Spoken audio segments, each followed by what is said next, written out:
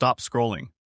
If you think you've seen the worst this season, hold on to your seat, because Episode A's trailer just turned the dial past apocalypse and into full-on reckoning. This isn't a tease. This is the endgame. And if you missed all the little breadcrumbs, don't worry.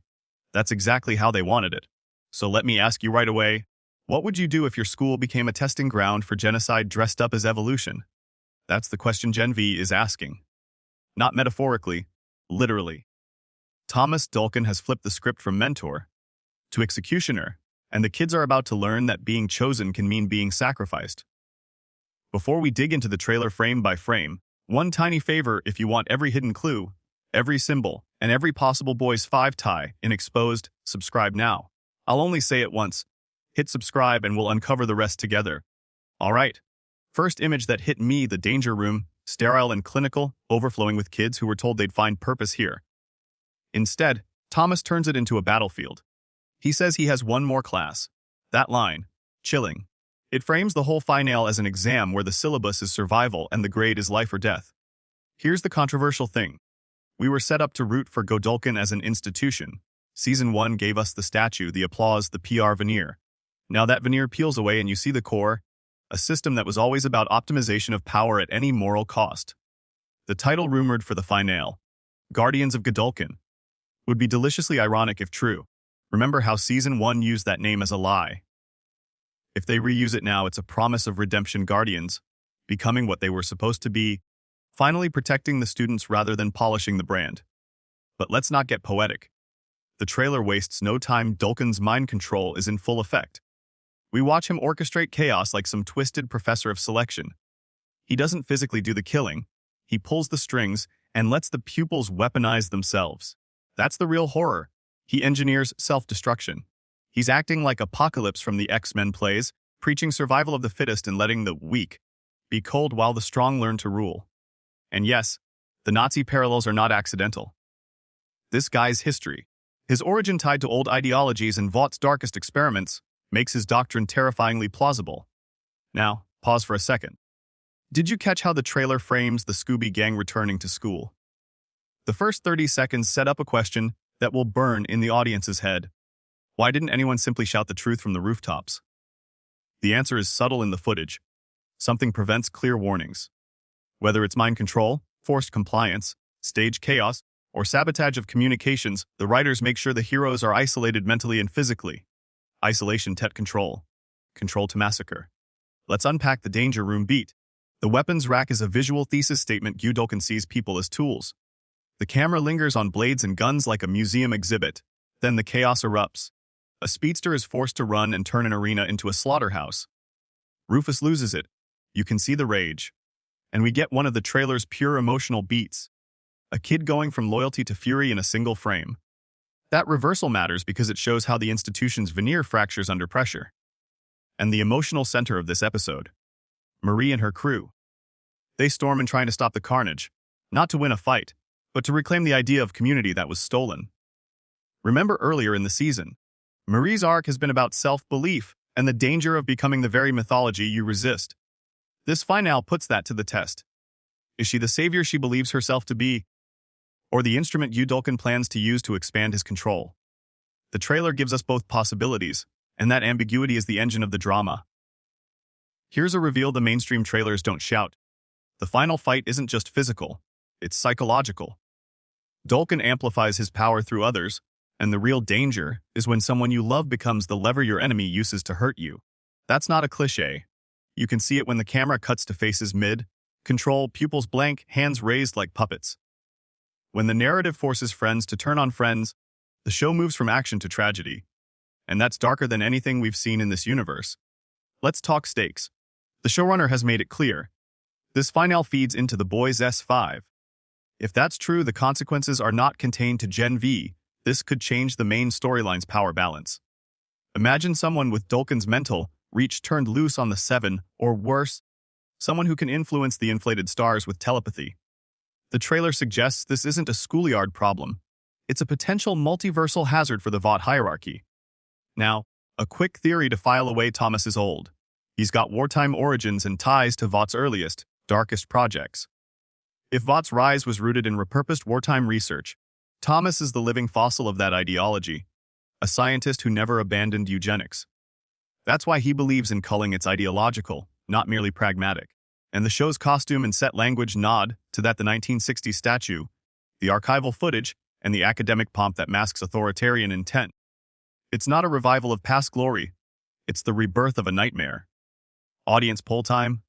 Quick and raw, do you think the school can be saved without outside intervention from the main boys' universe? Vote in the comments A yes, the Gen V kids do it themselves, B no, Vought's power is too big, C only if the boys intervene. I want to see which side people think will carry the moral load here. Back to the trailer, there's a moment where Rufus, after being manipulated, stands defiant. That single frame sells redemption and the possibility of an uprising. It's the emotional core. If the episode gives Rufus agency, we could be looking at a masterstroke of character writing, turning a background player into the catalyst for a rescue. But if they squander that beat for spectacle, viewers will feel cheated.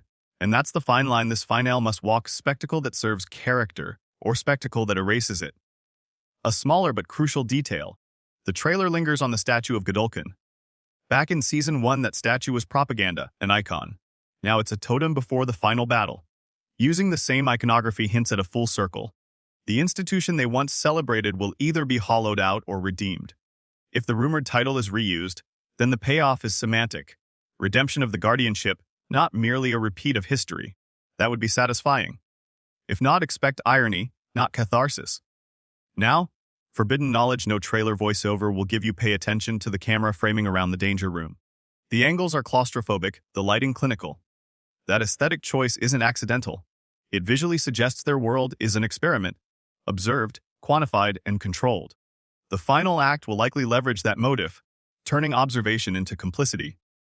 When authority watches and applauds from above, who is accountable? That question will drive the finale's moral verdict. Small theory. And this is the kind of thing fans eat up. What if Dulkin's class, his one more lesson, is actually a ritual designed to separate variable outliers from controllable variables? In other words, the chaos is calibrated. He's not wingspan testing, he's data, mining for the strongest brains and breaking the rest, so they're either eliminated or reprogrammed. If that's true, the finale becomes less random slaughter and more terrifying social science. Let's break the reel for a second to call out the creator's meta move. The Danger Room fight plays like an X-Men homage turned on its head. In X-Men, we get heroic conflict to build team cohesion. Here, it's inverted.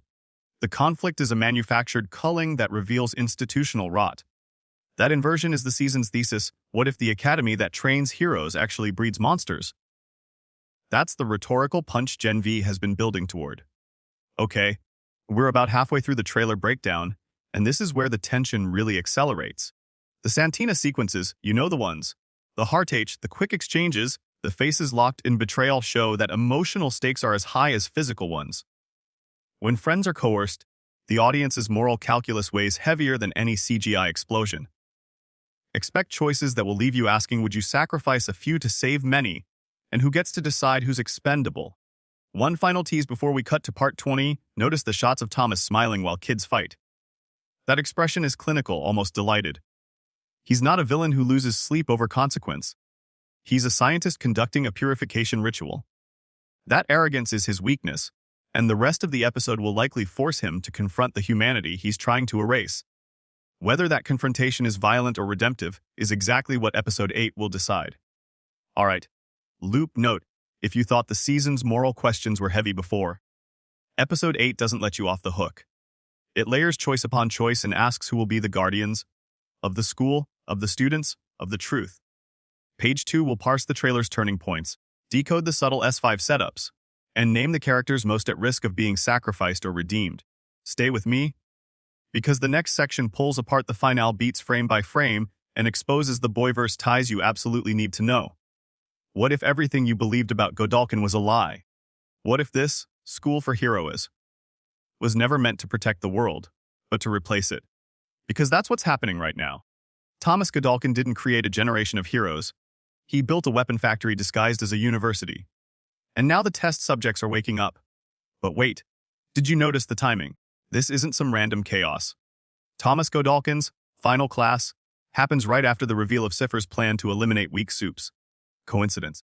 Or is Cypher just another puppet dancing to Thomas's decades-old symphony? Think about it. Cypher isn't even human anymore. He's code. A mind trapped in tech, doing what his creator tells him to do.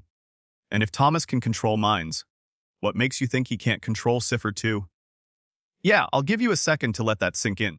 You ever wonder why no one ever questioned how Godalkin Academy kept its power for so long?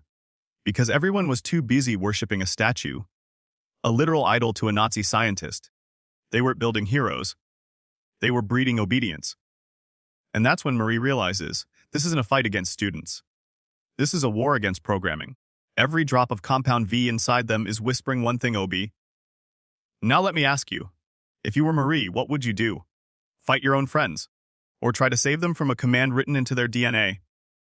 Tell me in the comments, are you Team Redemption or Team Survival?